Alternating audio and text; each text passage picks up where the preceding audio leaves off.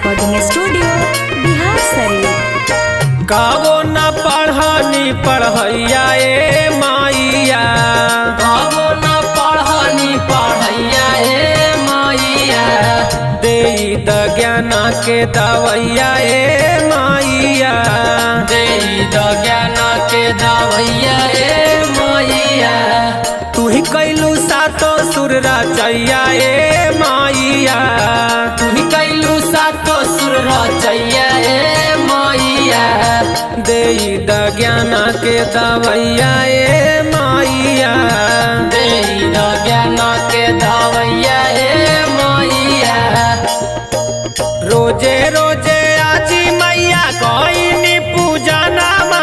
कोई पूजनवा मैया कोई पूजनवा,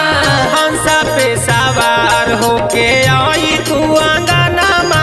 हंसा पे सवार होके आई तू आंगनमा, हंसा पे सवार होके आई तू आंगनमा,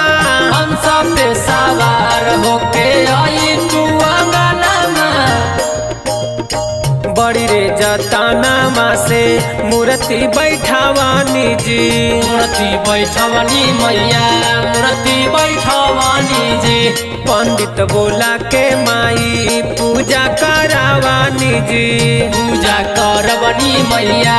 पूजा करवनी जी। बड़ी रे जतानमा से मूर्ति बैठावानी जी, पंडित बोला के माई पूजा करावानी जी, सेवका के करी द भलैया ए माइया, देई द ज्ञान के दवैया ए माइया,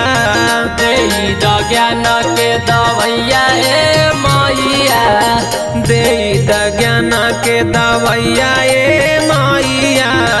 देई द ज्ञान के। बिना के तार खाना कैतू ए माइया, बिना के तार खाना कैतू ए माइया, हमरो बजावेला सिखैतू ए माइया, हमरो बजावेला सिखैतू ए माइया, हमरो बजावेला सिखैतू ए माइया, हमरो बजावेला सिखैतू ए माइया, हमरो बजावेला सिखैतू ए माइया। कंचन थाल कपूरा के बाती जी, घिया के बाती कपूरा के बाती जी, जगमग डोले जाले सारी राती जी, जगमग डोले जाले सारी राती जी, कंचन थाल कपूरा के बाती जी, जगमग डोले जाले सारी राती जी, हमरो पहोई न सहैया ए माइया, देई द ज्ञान के दवैया ए माइया, देई द ज्ञान के दवैया ए माइया, देई द ज्ञान के दवैया ए माइया,